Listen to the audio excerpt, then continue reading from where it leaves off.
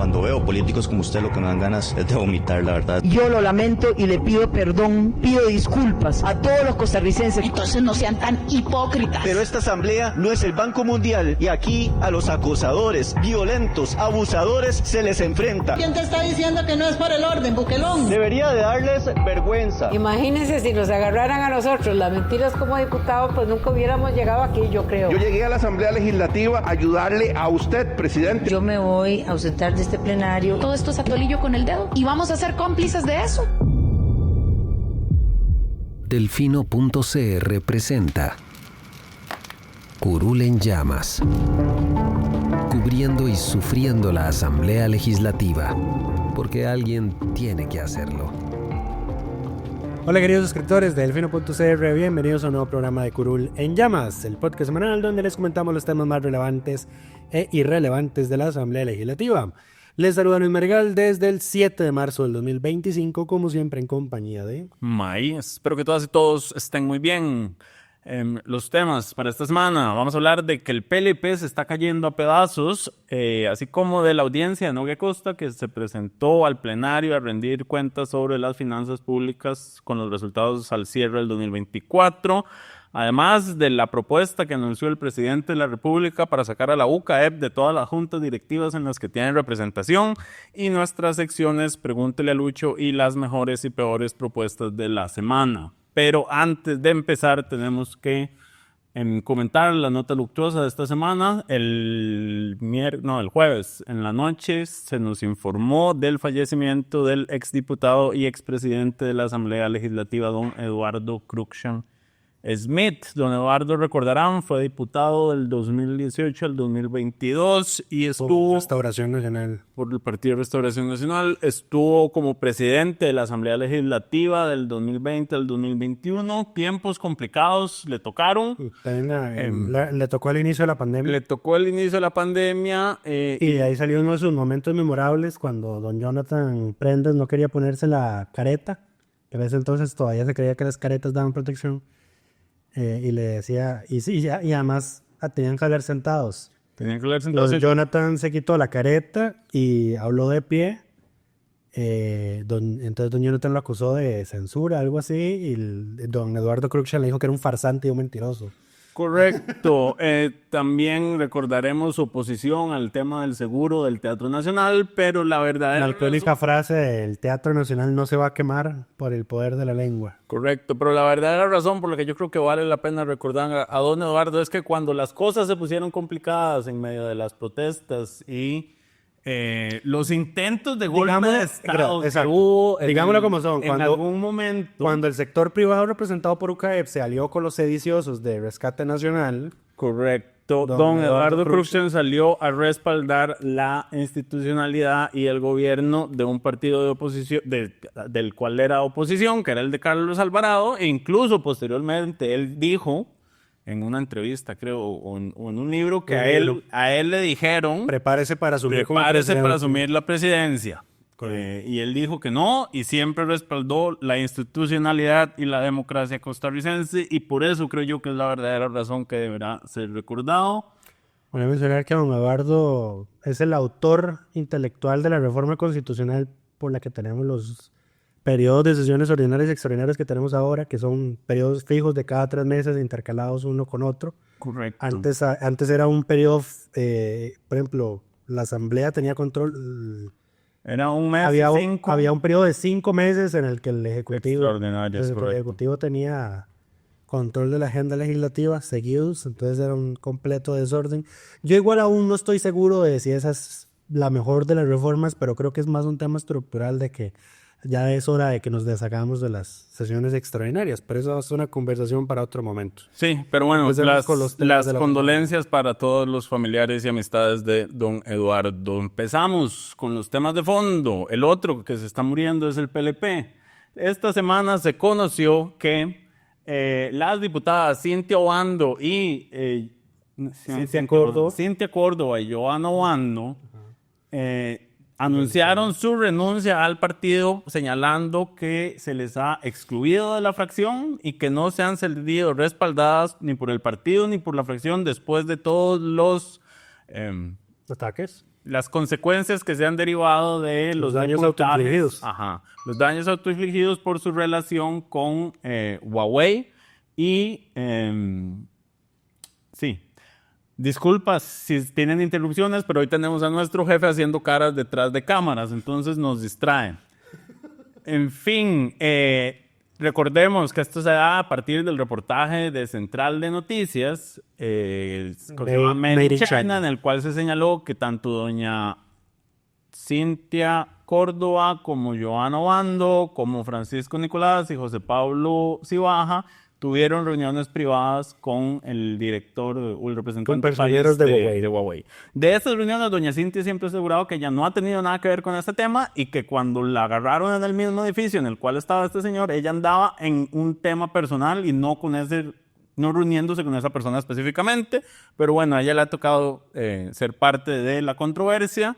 Ambas les quitaron su visa por parte del gobierno de Estados Unidos. Esta semana también se anunció que la perdió Francisco Nicolás y José Pablo Cibaja no la perdió, pero porque no la tiene, le prohibieron el ingreso al país. Le prohibieron pedir la visa. ¿Qué más? Y agregaron que el partido ha sido muy blandengue en su posición respecto al Ejecutivo. Correcto. Y leí un comentario de alguien, creo que es un ex PLP en Twitter, que decía, el PLP quiso jugar a no ser oposición para intentar también ser gobierno, pero no resultó ni la una ni la otra. Pues, y esas son las consecuencias. Entonces, el PLP pasa de ser una fracción de 6 congresistas a una de 3, todos hombres. 3 hombres que además la respuesta de ellos confirma las versiones dadas por tanto doña... Y además confirma la crítica que se hizo después de que el PLP sacó un comunicado, después del retiro de las visas, el que todo el mundo dijo que serviles, que entreguistas y que más mala leche con sus compañeras. Correcto. Porque es como dice Estados Unidos es un país soberano y respetamos que les hayan quitado las visas. Correcto. Y en respuesta a la renuncia lo que dijeron fue la posición del partido siempre ha sido que todas las empresas deben en temas de 5G deben de venir de países que hayan firmado el convenio de Budapest. Ahora, yo no recuerdo ninguna vez que el PLP que el PLP haya señalado eso en ningún otro momento y ellos aseguran que la posición de la diputada Obando fue individual y que la respetaban, pero no la compartían. Básicamente el PLP dijo, por favor, no me quiten las visas a nosotros 3. Lo más descarado de todo es que le piden las renuncias, que renuncien a sus curules, lo cual significaría que entrarían otros 2 hombres y sería una fracción de 5 hombres, porque recordemos que las listas son alternadas. Habría que ver en todo caso quiénes vienen, porque ha habido renuncias en el PLP. Hay una estampida. Claro, pero incluso el que está en la lista, si renunció al partido, igual puede asumir. Que fue lo que pasó con el señor de San Carlos. Edgar Joel... Algo así. El primer diputado chavista que tuvo la Asamblea Legislativa en el periodo anterior. Una vergüenza absoluta. A ver, yo con el dolor del alma, porque hay diputados independientes que yo estimo mucho, pero de nuevo, esto es un problema de cada periodo constitucional. Siempre pasa. Y nada se hace para solucionarlo. Ahora, no debe dejar de llamar la atención el hecho de que todas las que han renunciado han sido diputadas. Solo diputadas se han separado de sus fracciones, lo cual habla mucho de cómo los partidos políticos se manejan. Un dato muy interesante, además, a raíz de que esta es la Asamblea Legislativa más paritaria en la historia. Es la que más mujeres diputadas se han declarado. Y aquí quiero traer a colación algo que publicó doña Katia Cambronero en Twitter respecto a este tema. Y es un pantallazo de una nota de La Nación donde sale una foto de don Eliezer, de don Luis Diego Vargas y de don Gilberto, que son los únicos 3 que quedan en el PLP. Que el pie de foto dice reunión de lo que queda de la fracción del PLP tras conocer de la renuncia de 2 legisladoras más. Y escribe doña Katia, una imagen puede decir más que muchas palabras. La participación de las mujeres en la política es considerada por muchos como un acto decorativo y cuando no es así surgen los conscientes masculinos para controlarnos de nuestra histeria, locura o mala crianza. Lo que hoy está pasando en el PLP no es un asunto de contradicción ideológica o problemas en el modelo de elección de la representación popular, que existen. Se llama respeto por el pensamiento crítico, ausencia de la lealtad del equipo e irrespeto a la idolatría. Pensar la política como un cuadro de sumisión partidario es lo más lejano a la libertad. Es considerar seguir a alguien porque se cree el merecido mesiánico y no por ser capaz de liderar, construir y desarrollar estructuras en beneficio del país y no de su figura. ¿Que Eliezer va a ser qué? Pero bueno, lo otro interesante, esta semana también estuvo el exdiputado Jorge Dengo en el programa de El Octavo Mandamiento de Central de Noticias. Le preguntaron sobre el tema del PLP y su futuro electoral. Don Jorge Dengo, muy favorable hacia el partido, dijo que él calculaba que podrían sacar un diputado en la próxima Asamblea Legislativa. ¿Será el PLP el nuevo Frente Amplio? Porque el Frente Amplio tiene un comportamiento cíclico que es que sacan un diputado, sacan una buena cantidad, vuelven a sacar... Es un comportamiento cíclico porque solo ha pasado una vez, pero... Es como la historia ya del partido en todo caso. Eso no es la historia del partido, porque digamos, son solo 3 periodos. Pero bueno, porque... Merino estuvo varias veces, después estuvo Villalta y después... Villalta, la fracción grande, llena de chancletas. Se partió en 2 y después quedó solo Villalta y ahora son 6, pero estos 6 han tenido una buena yo calculo que solo tienen una impresentable. La próxima asamblea va a tener más diputados del Frente Amplio. Sí, ¿ustedes que saquen más de 6? Van a sacar 7 u 8. Marquen la hora y fecha en la que Maya está diciendo eso. Confirmo. En fin, para terminar con este tema sobre el PLP y su descalabro político, nada más citar lo que dijo ayer Diego en el reporte, y es que el liberalismo sin igualdad es privilegio y progresismo sin mujeres es retroceso. Pero en fin, pasemos al siguiente tema, que es la audiencia que tuvo Nogui Acosta. Recordemos, estas audiencias existen justamente por una ley del PLP, una iniciativa de don Gilberto Campos que... todo muy triste porque al PLP se le han aprobado buenas leyes. Pues, hay que recordarle a la mayoría son de Dengo, Cambronero. Sí, pero se les han aprobado. La reforma del marchamo que fue de Dengo, pero Dengo todavía estaba en el PLP en ese entonces, pero sí... Cada vez que ustedes paguen ahora, cada año que paguen menos del marchamo, eso es ley del PLP. Yo no diría que eso es una buena reforma, de nuevo, yo insisto, porque no es una reforma progresiva, porque las personas que tienen vehículos son las que tienen más ingresos y le estás haciendo descuentos fiscales a las personas con mayores ingresos. No necesariamente. En fin, la audiencia de don Nogui Acosta se da en el marco de esta reforma que se hizo, que establece que el ministro de Hacienda y el presidente ejecutivo del Banco Central deben presentarse en el mes de marzo. Presidente del Banco Central. El presidente, sí, no es presidente ejecutivo, cierto. El presidente del Banco Central debe presentarse en el plenario legislativo a dar en cuenta sobre el estado de la economía del país. El primero que se presenta es el ministro de Hacienda en la primera sesión del mes de marzo, y en la segunda semana, en algún momento, hay que definir cuándo tiene que ir el jefe del Banco Central. Le toca ir la otra semana. Ok, perfecto. El tema es, la audiencia de Nogui Acosta tuvo solo 2 partes interesantes, si somos completamente sinceros. La primera fue la intervención, o sea, si Nogui Acosta presenta como que las finanzas del país son perfectas y todo está bajo control. Hubo 2 congresistas que tuvieron participaciones destacables. La primera fue doña Andrea Álvarez. Correcto. Porque planteó una hipótesis que don Nogui no desmintió. Y eso es lo importante en todo caso de lo que vamos a comentar. Y es respecto a la deuda que tiene el Estado con la Caja, que ya supera, según los pasivos contingentes que están presupuestados por el Ministerio de Hacienda, a nivel de presupuesto, los 4 billones de colones, o sea, 4 millones de millones.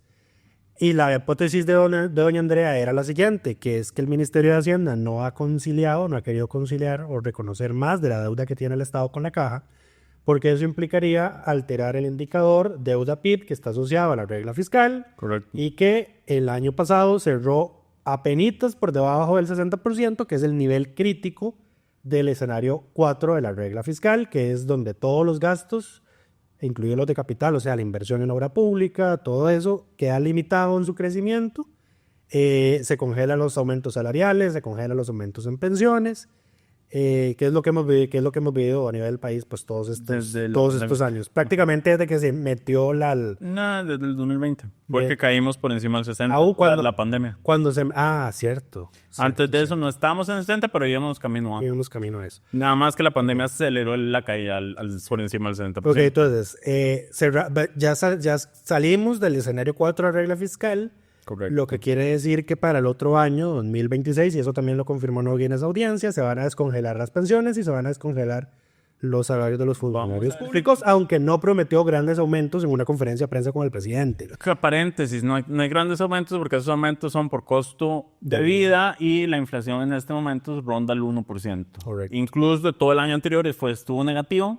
Entonces, probablemente Nogui Acosta está apostando a que la inflación se mantenga baja y el ajuste que tengan que hacer salarial sea de alrededor de un 1%. Correcto. 1.5%. Bueno, entonces, volviendo a la hipótesis de doña Andrea. Andrea lo que dijo es, ustedes no quieren negociar la deuda con la Caja porque si ustedes lo hacen, eso altera el indicador. Y como cerraron casi que al filo, cualquier reconocimiento adicional de deuda, sin que Hacienda tenga la plata en ese momento para pagarla, implica aumentar el indicador de la deuda. Pero también don Eliezer Feinsack hizo un comentario muy importante respecto a esa presunta manipulación del indicador de la cifra por parte del Ministerio de Hacienda.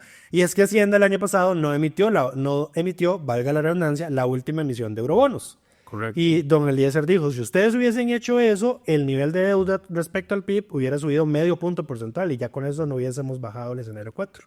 Eso también. Entonces, en el 2024, bien, o sea, cerramos por debajo del 60 por apenitas.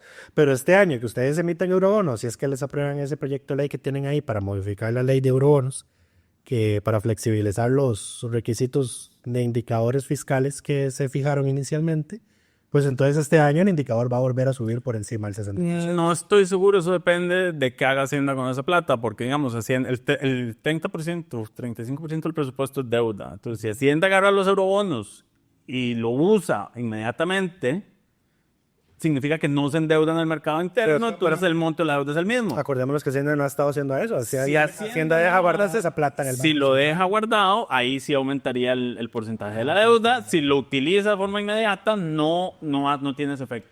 Y lo otro, lo que también ha sido insistente don Eliezer, es que el nivel de la deuda ha bajado porque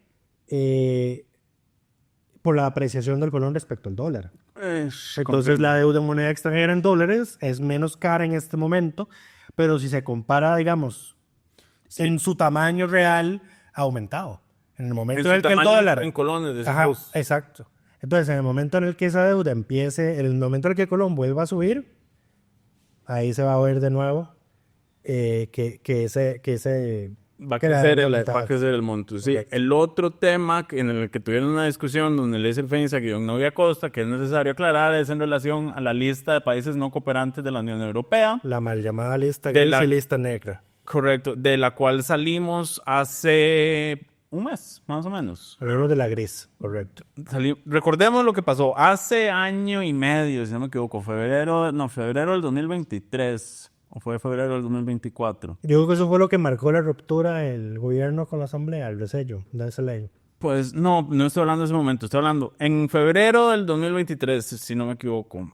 El informe de ministros de la Unión Europea, el ECOFIN, gracias, y anuncian que Costa Rica entra a la lista más restrictiva de países no cooperantes. Hay dos listas, el anexo 1 y el anexo 2. El anexo 1 es la lista gris, el anexo 2 al revés. El anexo 2 es la gris, el anexo 1 correcto. El 1 es más, digamos, es como usted es un paraíso fiscal. El 2 es usted necesita que corrija ciertas cosas y usted se ha comprometido a corregir. Y lo que le está dando tiempo para que lo lo que representa eso para las empresas europeas es que si tienen operaciones en esos países que están en el anexo 1, están más sujetas a auditorías y a envíos de información. Correcto. Para garantizar de que están pagando sus impuestos como corresponde. Nosotros entramos al anexo 1 y se señaló el tema de rentas extraterritoriales que llevó a la aprobación del proyecto y a la aprobación del resello porque el Ejecutivo lo votó.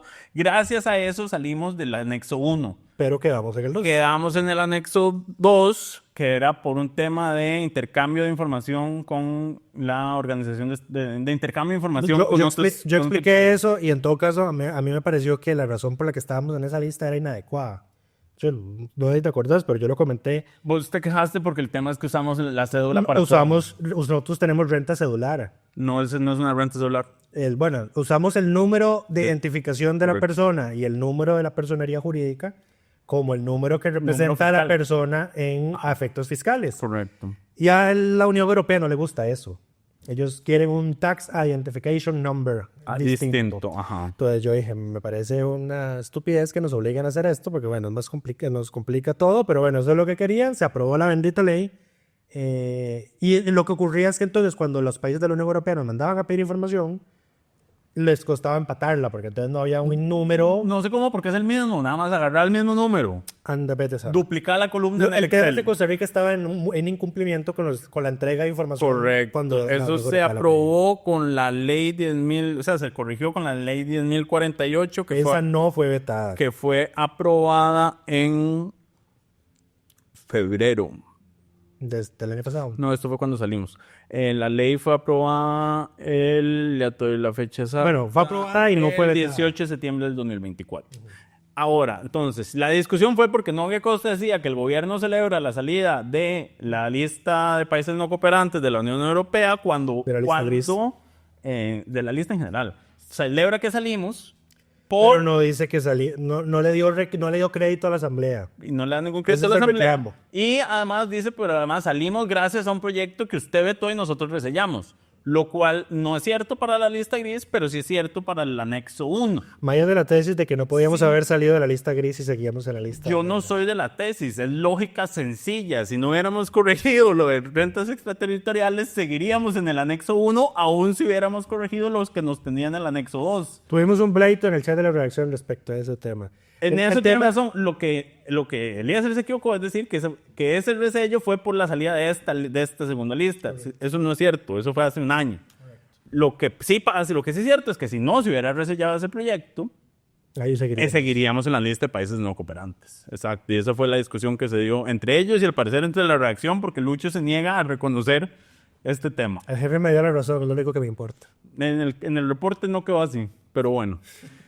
En fin, pasemos. ¿Algo más de la audiencia de Nogui Acosta? No, nada más que comentar respecto a audiencias de ministros, que esta semana también se aprobó una nueva interpelación al canciller. La que estaba anunciada, que No, comentamos. la Arnoldo semana André. pasada. No, ya se había aprobado una, esta es otra.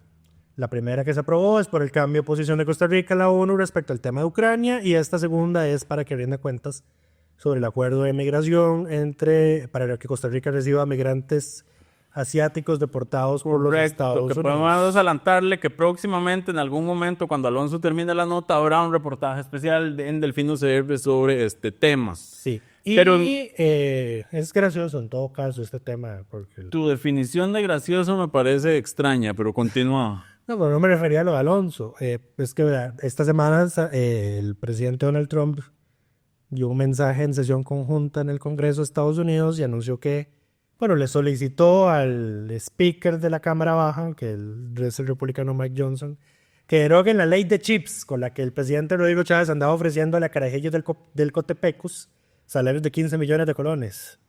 Porque se iba a venir Nvidia y todas esas empresas que producen microcomponentes y chips y procesadores. A ver, los beneficios de la ley no estaban muy claros. Lo que sabíamos en este momento es que el gobierno estaba invirtiendo recursos en la universidad. Creamos sacamos Hay una estrategia país de ese tema, país. correcto. Pero lo que teníamos hasta el momento era que el Arizona State University iba a trabajar a en 9,000 formación personas. de personas en el país, que ese era el beneficio que íbamos a recibir directamente gracias a esto. Por esa primera etapa. Por esta primera etapa, la ley sigue en pie, o sea, no se ha derogado, el presidente nada más lo pidió. Lo que sí se supo también es que ya se está desmantelando la agencia que estaba en control de llevar a cabo ese proceso, y ya se les despidieron 40 de los funcionarios que había a cargo, si no me equivoco. Sin visas, con migrantes y sin ley de chips. Exacto, pero bueno. Excelente la política exterior de este gobierno. En fin, veremos a ver qué tiene que decir don Arnoldo André cuando lo convoquen sobre este y otros temas. Traigo la idea de que se va a decir, es que... Temas de materia internacional. No, lo declaramos secreto de Estado, no les puedo decir. Que lo tienen que declarar, eso es lo primero. En fin, pasemos al siguiente tema, que es las declaraciones incendiarias del presidente de esta semana. Contexto, ¿qué fue lo que sucedió? Esa ya es una sección fija de este podcast. Exacto. ¿Y por qué tiene que ver con la Asamblea Legislativa? Ya se lo vamos a explicar todo. El martes, la Junta Directiva de la Caja acordó por mayoría, en alianza el sector patronal en pleno y 2 de los 3 representantes del sector de los trabajadores, trasladar el tema de la licitación, devolver el tema de la licitación del Hospital de Cartago a una junta técnica, que es la Junta de Adjudicaciones de la Caja, para que resuelva qué va a suceder con ese proceso. Recordemos, la primera empresa, Prodemex, renunció, la primera empresa que resultó adjudicada renunció al contrato, y la segunda que está en la lista es la empresa Van der Laat y Jiménez, que es la que ha construido los hospitales de la Caja más recientes, que son el de Turrialba y el de Punta Arenas. El presidente, que está obsesionado con que este proyecto, con que Cartago no tenga hospital, señaló en Vale mencionar inicialmente que el sector empresarial, don Juan Manuel Delgado, que es además el vicepresidente de la Junta, nombrado recientemente, con el apoyo del gobierno. Ya es que rápido se le amistaron. Seguí. Don Juan Manuel expuso esa moción y él le dijo al representante del cooperativismo, que fue el que votó con un gobierno en contra. Le dijo, usted sabe muy bien que a nosotros estos temas de las licitaciones nos han salido muy caros en el sector patronal.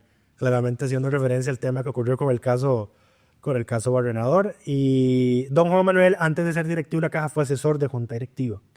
Y don Juan Manuel ayudó en la redacción de un reglamento que redistribuyó las competencias dentro de la Caja en materia de licitaciones. Antes la junta directiva de la Caja veía todas las licitaciones y eso consumía una enorme cantidad del tiempo de sesión de los directivos y francamente esos no son temas estratégicos porque nada hacen los directivos de la Caja. Correcto. Viendo a cuál empresa le adjudica la compra de insulina, por ejemplo. Para eso hay en concursos públicos. Exacto. Ahora bien, van a decir, sí, pero ven, entonces por eso fue que en pandemia se compraron mascarillas a una chatarrera. No es por esa razón que ocurrieron esas cosas. Son otras razones y eso en todo caso no viene al caso. Son otros motivos. Pero bueno, el presidente se enojó tanto con este tema que... Se enojó porque no va a poder seguir metiendo mano política en el tema. Exacto. Se enojó tanto que dijo en conferencia de prensa que iba a presentar un proyecto de ley para sacar a Jucaep de todas las juntas directivas públicas en las cuales tiene representación, que eso incluye la Junta de la Caja y un montón más. Jucaep tiene unas 50 representaciones en distintas juntas directivas. Lo que pasa es que antes de que Jucaep saliera con los sediciosos de Rescate Nacional en el 2018, casi que todo el sector privado, todas las cámaras del sector empresarial privado estaban unidas en UCAEP. Después de ese incidente, varias empezaron a salirse y algunas no han regresado. No, la mayoría volvió, estoy casi seguro. Creo que la única que no está todavía la Cámara de Comercio. No estoy seguro si la Cámara de Comercio no está, pero puedo revisarlo en este momento. En fin, el tema entonces es... y aquí es... Y además, bueno, acusaron de que Van der Lat y Jiménez se ha dejado más de la mitad, creo que habían dicho, más de la mitad, o más del 30%. De las licitaciones de hospitales de la Caja. Lo que dijo la presidenta ejecutiva es porque todos los hospitales de la Caja los construye Van der Lat y Jiménez, lo cual técnicamente es cierto porque se han construido dos hospitales recientes, pero son el de Punta Arenas y el de Turrialba y los dos los ha hecho Van der Lat. El tema es que la Cámara de Construcción señaló que de los proyectos grandes de la Caja, que no incluyen solo hospitales... Ninguna empresa ha ganado más del 30%. Ninguna empresa, exacto. Además, señalaron que la contratación con Van der Lat iba a tener un sobreprecio de $80 millones, que son en este momento 40,000 millones de colones, lo cual es falso, y esto hay que explicarlo no es lo mismo que están intentando comparar este tema con el de las cooperativas. Correcto. No es ni remotamente Lo parecido. que sucede es lo siguiente, cuando la Caja saca una licitación, dice que nuestro rango de precio es de 200,000 a 250,000 millones de colones. Ustedes oferten ahí dentro. No, en realidad eso la Caja de ese dato no se los da a ellos en ese momento. No se hace público, pero cuando ellos establecen el cartel, cuando hacen la reserva presupuestaria para ellos, definen el precio que tienen, las empresas no lo conocen, tienen que presentar su oferta. En este caso, la empresa Prudemex presentó una oferta en dólares que era, y de aquí viene el dato sobre el que se ganan ellos, $80 millones más barata que la que se presentó Van der Lat. Correcto. Y por eso es que la empresa mexicana sale adjudicada en el primer momento. De hecho, hubo controversia en ese momento en la Junta Directiva porque Prudemex ofertó por debajo del monto que la Caja había dicho que era lo mínimo que le iba a costar ese hospital. Exacto, lo cual puede ser un precio ruinoso. Exacto, en la ley de contratación pública ya hay algo que se llama precio excesivo, que es lo que ofertaron las cooperativas en el caso de los EBAIS, y precio ruinoso, que es cuando la empresa hace la obra pero no va a obtener utilidades o prácticamente puede ser que quiebre o no logre o que obtener el recurso necesario para luego cumplir con la obra. Entonces, de hecho, la Caja, la Junta Directiva, antes de adjudicar inicialmente Prudemex, mandó a preguntarle a la empresa, ¿usted puede hacerle frente a esta obra con esto? Porque usted está ofertando menos de lo que nosotros consideramos como mínimo que deberían ganar. Y Prudemex, la justificación es, sí, es que como nosotros somos una empresa internacional, tenemos asociaciones, consorcios, alianzas, que nos hacen economizar bastantes costos, entonces podemos permitirnos ofertar ese precio. Y por eso fue que Prudemex resultó adjudicada.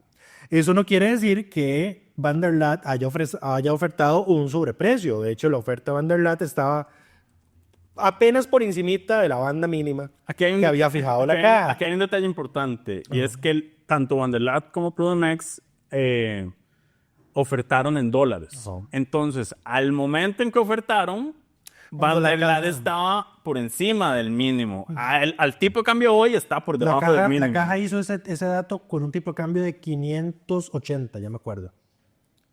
Y ahora está el dólar en 505. Está en 500, exacto. Entonces el precio de Bandelar ahora todavía está por debajo de lo que la caja originalmente presupuestó como monto mínimo aceptable razonable para la construcción del hospital. Y entonces ahí no cabe hablar de un sobreprecio. No es posible hablar de un sobreprecio porque nada más había una oferta que era menor, pero la empresa de la oferta menor se retiró y se retiró después de que el Ejecutivo hiciera críticas sobre el proyecto y dijeron que el ambiente político generaba dudas y que por eso era que se fueron por el Ejecutivo, básicamente. Exactamente. Y entonces... Y por eso, honestamente, la decisión que tomó la Junta Directiva por mayoría de devolver ese tema a una Junta Técnica, como debió haber sido desde el inicio, correcto. Es la correcta, y eso es francamente lo que tiene molesto al presidente de la República, de que ya no van a poder seguir metiendo mano ahí y retrasando. Ahora, a todo esto, yo tengo que... Esto es lo que se conoce como una buena propuesta con las peores intenciones. Porque ciertamente, en esto hay que ser sinceros, hay muchas instituciones en las cuales la UCAEP no tiene por qué tener representación del sector patronal ni tiene nada que hacer en juntas directivas. Eso es cierto. Y el hecho de que el sector empresarial de este país se ha aliado con los partidos tradicionales para conseguir esos puestos y repartirse ese poder también es completamente cierto. Ahora, eso no significa que las razones que da Chávez para sacarlos de ahí o para querer sacarlos de ahí son las correctas, porque él solo quiere sacarlos para tener un montón de títeres que hagan única y exclusivamente lo que él quiere. Correcto. Entonces, esto es una buena propuesta con unas intenciones muy peligrosas, en un muy mal momento. No se pueden separar ambas cosas. Así es. En fin, esto es... Pero bueno, ¿qué más ibas a decir? Me cortaste, entonces se me fue la idea. Pues, eso digamos. pasa, métete en la vara, Lucho. En fin, eso. Ahora, por supuesto, como siempre, esto requiere por lo menos una reforma constitucional, porque el sector patronal está en la caja por constitución. Pero no dice UCAEP específicamente. No dice... Eso está en la ley constitutiva de la Cámara. Ok, entonces por lo menos un proyecto de ley que saque UCAEP, primero levantar la lista de todas las instituciones que tienen representación de la UCAEP, y lo otro es presentar el proyecto y ver a quién vas a meter en sustitución, o vas a dejar que el Ejecutivo nombre todas las juntas directivas a discreción. En fin. Pasemos que es lo que quiere el gobierno, básicamente. Pero bueno, esperaremos y estaremos atentos a cuando finalmente... De aquí a 3 meses lo presentan, como presentaron el de aborto. De aquí a que finalmente se presente el proyecto. Pero bueno, pasemos a la sección favorita del público, que es Pregúntele a Lucho. Les recordamos que pueden dejar sus consultas en los comentarios en YouTube, en Spotify o al correo my@delfino.cr. Enorme lista, cantidad de Tenemos una lista grande, pero son rápidas la mayoría. Todo es muy sencillo. Ya, déjame buscar la primera porque se quedó pegada la compu. Que me compren compu nueva, dijo el público. No. Wow. Aprovechemos que está el jefe, ¿no? Jimmy Bolaños nos pregunta: recuerdo que hace más de 20 años se formó una comisión mixta en la Asamblea Legislativa, pero quisiera saber si está regulada. ¿De qué depende su creación? Si es temporal o puede ser permanente. ¿Cuántas de esas comisiones han existido? Y si hay pendiente alguna iniciativa para crear nuevas comisiones mixtas y qué ha pasado con ellas. Correcto. Añade que le gustaría crear una comisión mixta para impulsar el empoderamiento ciudadano mediante reformas normativas, especialmente en materia municipal, de transparencia y rendición de cuentas. Lucho, a ver, ¿qué pasa? Las comisiones mixtas tienen un problema de forma, y es que todas las personas que las comisiones mixtas básicamente son comisiones donde pueden participar congresistas con personas externas. Diputados, como asesores. Externos de la comisión que se pueden invitar. El problema es que por cada sesión ganan la dieta de diputado. El problema es que esos asesores reciben la misma dieta que reciben tienen derecho a la misma dieta que reciben los congresistas, entonces es poco atractivo, o más bien costoso, crear comisiones mixtas por el costo añadido que tienen. La última que se creó fue en el año 2015, la Comisión Especial Mixta para que investigue, estudie, analice, proponga y dictamine proyectos de ley o proponga recomendaciones al tema del desarrollo regional de Costa Rica. Correcto. En fin, la siguiente... Eso está regulado en el artículo 91 del reglamento. Exacto. La siguiente pregunta es de Axon. Dice, ¿cómo y quién define el salario de un ministro sin cartera? Todos los ministros sin cartera son asesores. Lucho. No necesariamente todos los ministros sin cartera son asesores.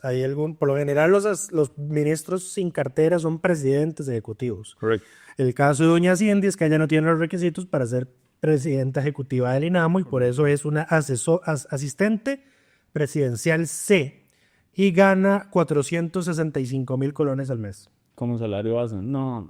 Sí, gana 224,125 colones por quincena de salario base, más 8,395 colones por quincena por el aumento salarial de la ley 9635. Entonces son 465,040 colones al mes. Muy bien.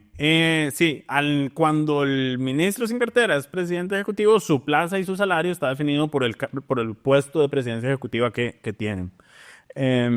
Pasemos a la siguiente pregunta, que es de Sebas. ¿Cómo afecta la Asamblea General de la SADA de Horquetas de Sarapiquí que la Asamblea General de la SADA de Horquetas de Sarapiquí haya acordado no transformarse en una empresa de servicios públicos al expediente 24.841 presentado por Pedro Rojas, donde se menciona que se transforma dicha SADA en una empresa de esa naturaleza? ¿Cuáles requisitos establece la ley para que una asociación como la SADA se pueda convertir en una empresa de servicios públicos? En primer lugar, ese proyecto de ley fue retirado por don Pedro. Ya lo actualizamos en nuestra base de datos. Así es como lo afectó. Tuvo que retirarlo, básicamente. Mira, a nivel de afectación, es que esto es medio complejo, porque lo que entiendo, lo que busqué es que esa ASAD, es una asociación. Recordemos que las ASADas son comunales, entonces son organizaciones de vecinos que se organizan para tener regulado el tema del agua en sus comunidades. Correcto. Las ASADas son de la comunidad y una empresa no. Cualquiera que tenga agua en la comunidad puede asociarse. Sí. Las empresas de servicios públicos son entes públicos de carácter privado. Sí, exacto, JASEC, la empresa de servicios públicos de Heredia. Entonces, lo que pasó fue que esa SADA antes había votado en el 2023, me parece, a favor de convertirse en una empresa de servicios públicos, pero lo que pasó fue que en una asamblea posterior, después de que don Pedro presentó ese proyecto de ley, ellos votaron por oponerse. Exacto, entonces se archivó el tema. Entonces, y en todo caso, de lo que leí el proyecto, no iba a ser una SADA común y corriente, iba a ser una SADA, una empresa de servicios públicos especial. Sí. Pero que haya requisitos establecidos a nivel de ley que regulen esas transformaciones, no. Yo entiendo que sería la primera vez que una SADA se convierte en una empresa de servicios públicos. No podría asegurarlo. Solo hay dos. Solo hay dos SADAs, solo hay dos empresas. Solo hay dos empresas públicas, municipales, la de Heredia y la de Cartago. Ok. Pasemos a la siguiente pregunta, que es de Espectacool. ¿Cuántos proyectos ha presentado el Ejecutivo, Lucho? Ha presentado 121. ¿Cuántos han sido sobre temas de seguridad y economía? 7. ¿Sobre seguridad? Sobre seguridad y sobre economía, 19. Sí, 19. Porque 27 son presupuestos y préstamos. ¿Cuál es la proporción que han sido aprobados por la Asamblea Legislativa? Aprobados en segundo debate tenemos 45 de 121. Entonces, ¿Y de seguridad y de económicos? De seguridad, vamos a ver. Hay 2 en trámite, 4 rechazados, 1 aprobado. ¿Y de económicos? Económicos hay 10 en trámite, 6 rechazados, 3 aprobados en segundo debate. Exacto. Ahora señalar de mi parte que la mayoría de proyectos rechazados en temas de seguridad han sido por inconstitucionales. Básicamente porque están mal redactados, pero bueno, de nuevo, solo 7 proyectos de seguridad presentados. Hay también de justicia y leyes, que eso incluye aumento de penas. De esos ha presentado, hay 2 en trámite, 2 rechazados y 1 aprobado en segundo debate. Exacto. La siguiente pregunta, Armando Vélez nos pregunta, ¿qué opinan sobre la Comisión Especial de Relaciones Internacionales que el día 5 de marzo llevó a líderes sionistas a comparecer y la fracción del FA estaba ausente? Entiendo que el FA está con la causa palestina, sin embargo, faltar a la comisión y no extender opinión o preguntas serias a estos representantes es, desde mi punto de vista, desperdiciar una oportunidad para exponerlos. Lucho. No tengo nada que comentar al respecto y habrá que ver por qué faltaron. No sé por qué faltaron, ese es el tema. La pregunta es si faltaron en 5 de marzo, ¿qué cayó? Miércoles. Ajá. Si faltaron en señal de oposición, la representante en la Comisión de Asuntos Internacionales es Sofía Guillén. Sí. Yo creo que Sofía estaba ese día en sesión de la Comisión de Temas energéticos, que está viendo las mociones. Está viendo el tema de la apertura del mercado eléctrico. Correcto. Sí. No, tampoco tu opinión. O sea, si es una oportunidad desperdiciada, sí. No sé por En todo caso, por qué no estuvieron presentes. fue la embajadora de Israel y fue el embajador de Palestina. Fueron ambos. Embajadora palestina, ¿no? Embajador. ¿Tenemos embajador? Sí. Ok. En fin, la siguiente pregunta es de J. Valverde y es consulta. ¿Cuántos de los proyectos aprobados en segundo debate no han sido apoyados por el oficialismo? Ese dato se lo debemos porque no tengo la estadística en este momento. Recuérdenme la próxima semana, Lucho, resolver este tema. Eso implica revisar todos los proyectos de ley que se han aprobado en segundo debate. Entonces, Revisar las votaciones. Entonces, va a tomar tiempo. La próxima semana lo tengo listo. Si tuviéramos la versión premium de ChatGPT lo hubiéramos sacado en 5 minutos. Exacto. Emanuel Calvo pregunta, después de ver el show de Leslie, Daniel, Ariel y Jonathan, busqué en Wikipedia cuáles son los requisitos para ser diputado. Ser costarricense por nacimiento, tener un tiempo de ser nacionalizado, son 10 años si es nacionalizado, además tener 21 años y tener agrupación política. Me quedé atónito. Mi pregunta es, ¿se han presentado proyectos o reformas para aumentar estos requisitos tan pobres y tan básicos, Lucho? No.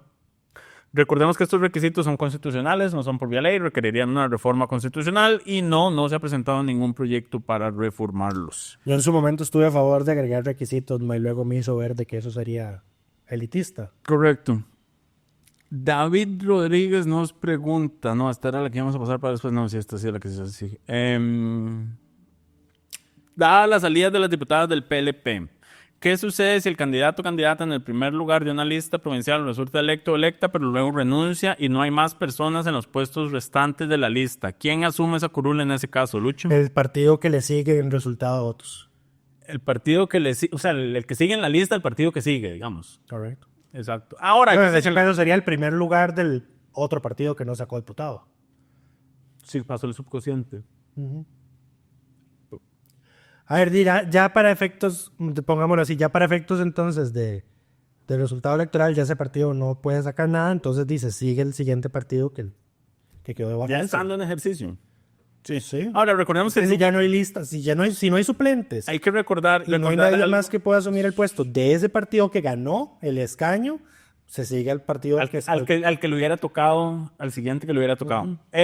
Recordemos algo muy importante, nuestro sistema de elección, como es por partidos, le permite a los partidos inscribir las listas son de la cantidad de espacios disponibles, o sea, por San José hay 19 curules, cada partido puede inscribir 19 congresistas y 19 suplentes, o sea que la lista es de 38 personas. Bueno, no todos los partidos, no todos están obligados. No todos no están obligados a presentar una lista completa y no todos lo hacen, pero ciertamente es lo suficientemente amplia como para que no lleguemos a ese escenario, pero bueno, como dice Lucho, el que hubiera seguido en la repartición original, eso puede ocurrir es a quien le tocaría. Guanacaste, que escoge 4 diputados. Correcto.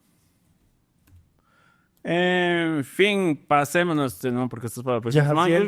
Yajaciel Calero. Leyendo sobre las atribuciones del presidente de la Asamblea Legislativa, que entre ellas está llamar al orden. Con apego a esa institución, ¿podría haberle retirado Rodrigo Arias el uso de la palabra Pilar Cisneros el día que en su control político habló de forma injuriosa contra el funcionario de servicios técnicos, Tonatiuh Herrera, y de igual forma podría el presidente retirarle el uso de la palabra a cualquier diputado que hable de forma injuriosa contra cualquier otra persona, Lucho? Sí. Yo diría que no. Sí. Yo diría que no. Sí. Yo digo que no porque la injuria no es... ¿Cómo comprobas que es una injuria? Eso se comprueba en la vía judicial. O sea, injuriar a alguien requiere una constatación. Es que el artículo lo que dice es llamar al orden al diputado que al usar la palabra no se concrete al tema objeto de discusión, cosa que pasa todos los días. Correcto. Se desvíe de él, cosa que pasa todos los días. Haga alusiones injuriosas a un compañero, los miembros de los supremos poderes o personas extrañas.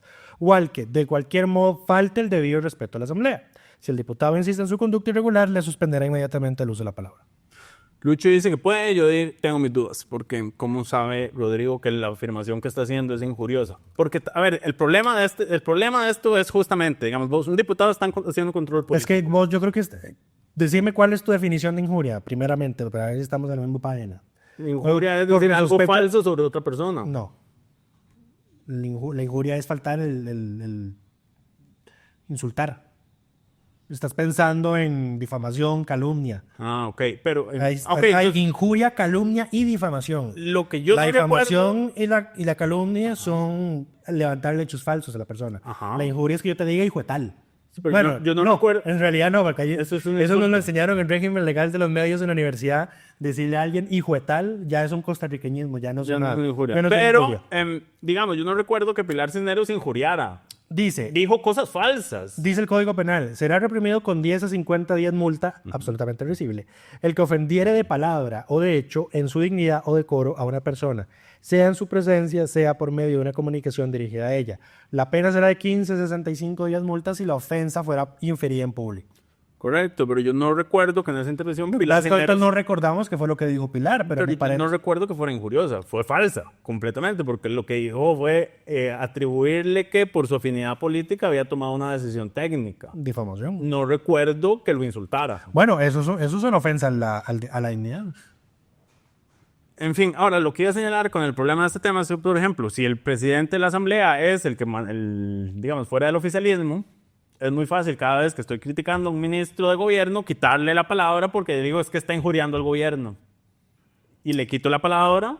Mira, lo que pasa, aquí de nuevo me gusta traer a colación lo de los otros países. Ajá.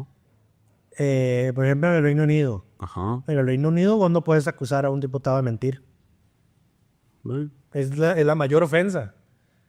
Porque es el mayor delito que puede cometer un diputado en ejercicio en el Reino Unido. Mentirle al Parlamento.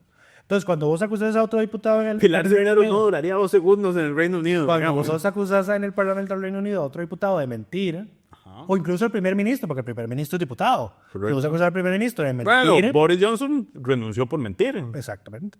Por mentirle al Parlamento. La mayor ofensa en el sistema Westminster. Aquí ni Lo que siquiera pasa, es una no puedes multa. que si vos vas a acusar a alguien de que está mintiendo, tenés que tener las pruebas y en todo caso hay un procedimiento especial para decir yo acuso a tal persona de haber mentido por esta y esta razón. No simplemente puedes decir que vos estás hablando en ese momento y yo te digo, sos un mentiroso. Lo cual sucede acá. Y cuando eso ocurre ya, el speaker expulsa a la persona que hace eso. Usted le dice o se retracta o se va.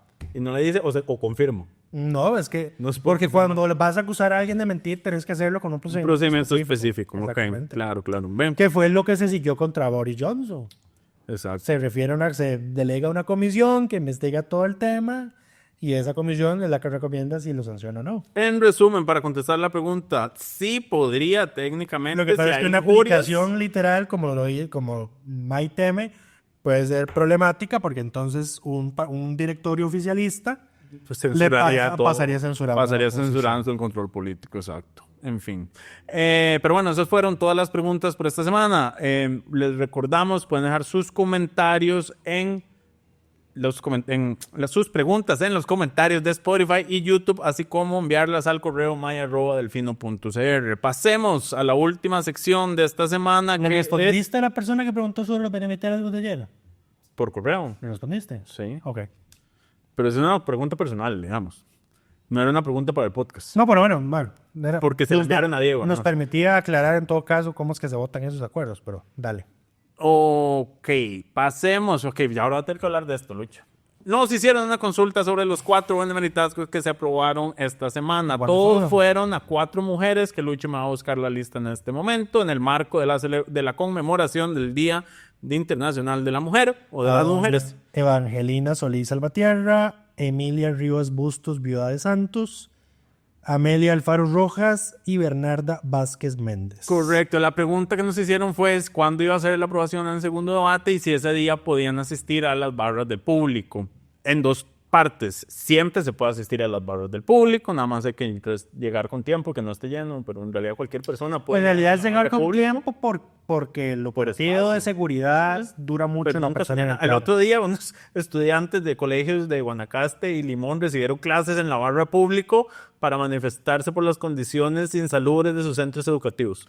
Eso no debieran haberlo hecho como en el edificio. No es que llegue a decir en el edificio Rofas, pero ya el MEP no está en el Rofas. No sé dónde están ahora. Pero bueno, y la otra pregunta es recordar, los benemeritazgos a personas físicas son acuerdos legislativos, no son proyectos de ley, por lo tanto solo conllevan un debate, no tienen segundo debate como los proyectos ordinarios o los benemeritazgos a las instituciones, a las personas jurídicas. En fin, ahora sí, pasemos a la... ¿Qué? No. Lo que pasa es que ahora sí se hace un acto público para poner el retrato y entonces las personas interesadas pueden asistir. Correcto. Ahora sí pasemos a la última sección, que son las mejores y peores propuestas de esta semana. Empecemos con una propuesta interesante del diputado Daniel Gerardo Vargas, hablando del tema del tipo de cambio y el pago de la deuda de Hacienda. El diputado oficialista presentó un proyecto de ley que permite que el dólar estadounidense tenga poder liberatorio para el pago de tributos, cargas, tasas, gravámenes, contribuciones y otros servicios. En resumen, es que la persona le pueda pagar al Estado en dólares. Lo cual además es insólito porque en este país hay impuestos que están fijados en dólares que el gobierno cobra en colones.